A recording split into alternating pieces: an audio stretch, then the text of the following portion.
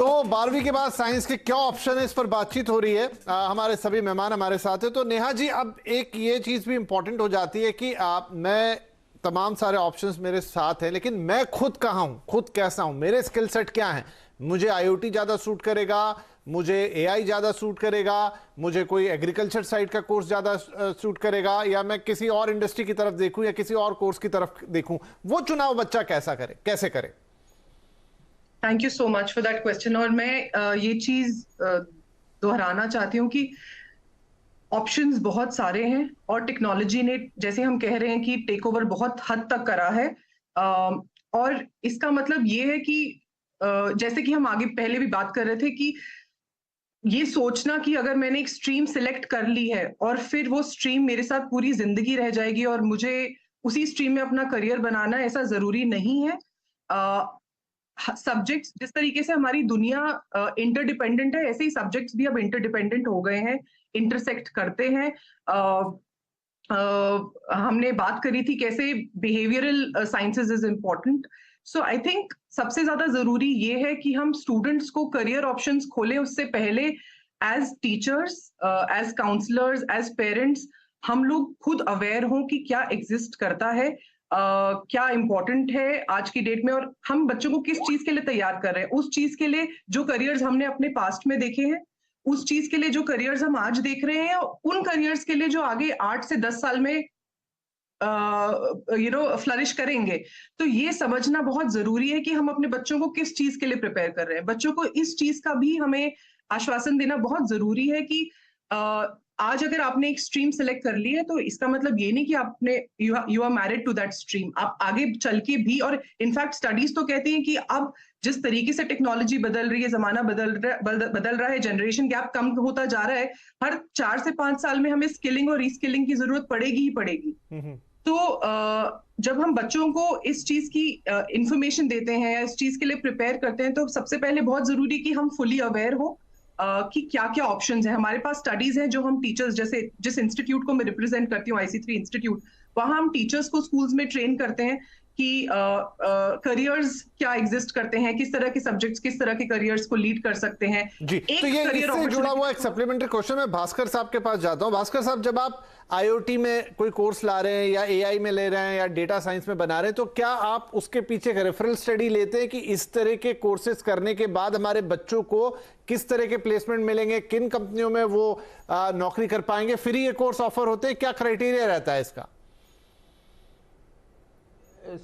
पहले तो एक बेसिक एलिजिबिलिटी होता है और उसके बाद जैसे मैंने आपको कहा कि एक simplified selection process that we have made, but otherwise we have counselling system, you know, the students can approach us to clear their doubt. We have also provision for a psychometric test. और मेरा सवाल यह था कि जब आप कोई course आप ऑफर कर रहे हैं, भास्कर साहब, जब कोई कोर्स आप ऑफर कर रहे हैं तो उसका क्राइटेरिया क्या रहता है? क्या आप भारत में कितने नौकरी के मौके हैं, किस तरह के कैंपस आ सकते हैं, कितने स्टूडेंट्स को प्लेसमेंट और कैसी प्लेसमेंट मिल सकती है, क्या उसका कोई एक आप पहले कोई सर्वे या स्टडी करते हैं फिर वो कोर्स ऑफरिंग में आता है? या वेरी गुड क्वेश्चन। और इसमें मैं ये आपको ये कहना चाहता हूं कि राइट फ्रॉम द टाइम जब हम करिकुलम सेट करते हैं तो हमारे बोर्ड ऑफ स्टडीज में the corporates are involved. So what happens is our curriculum is tailor made according to the expectation and requirement of the industry, जिसके कारण उनको नौकरी मिलने में सुविधा होती है। Not only that, we have compulsory internship. So Amity organises internship of students, and internship में जब वो इंडस्ट्री में काम करता है तो उसका होराइजन खुल जाता है। And third is the international exposure. Now every Amitian has got the provision to go on a study abroad programme. So एक 5 weeks exposure we give to every student. Other than that also we got different type of program. It's called 3 continent program, where we give exposure to students for 6 months, 3 months in UK and 3 months in US. So जिसके कारण जो है international exposure, internship and a curriculum which is tailor made according to the industry's needs, all these things help us to sort of place our students in suitable companies. चलिए, तो जो लग रहा है कि साइंस में काफी सारे ऑप्शन है, right from agriculture to the AI thing, मतलब जो इन दिनों सबसे ज्यादा डिमांड में है, AI, AR, machine learning, data science, IoT, जिनका आप नाम ले सकते हैं, लेकिन जरूरी नहीं कि हर बच्चा वो करे। ये आपकी अपनी कैपेबिलिटी है, ये आपकी अपनी पसंद है, ये आपके अपने स्किल सेट हैं जो बचपन से डेवलप हुए हैं। ऐसा नहीं कि आपको आपने 11th 12th में कुछ अच्छा कर लिया वो। तो ये सारी चीजों को लेकर बहुत सारे कोर्सेज ऑप्शन साइंस में हैं। तो जरूरी नहीं कि आप टिपिकल एक इंजीनियरिंग की तरफ बढ़ें या टिपिकल बीएससी या एमएससी करें जो आज तक होता आया था, लेकिन अपनी क्षमताओं को पहचान कर डेफिनेटली इसमें जो हमारे जैसे गेस्ट यहां बैठे हैं और ऐसे तमाम लोग जो काउंसलिंग भी करते हैं, इनफैक्ट आपको अपने स्कूल से भी काउंसलिंग इन दिनों मिलती है,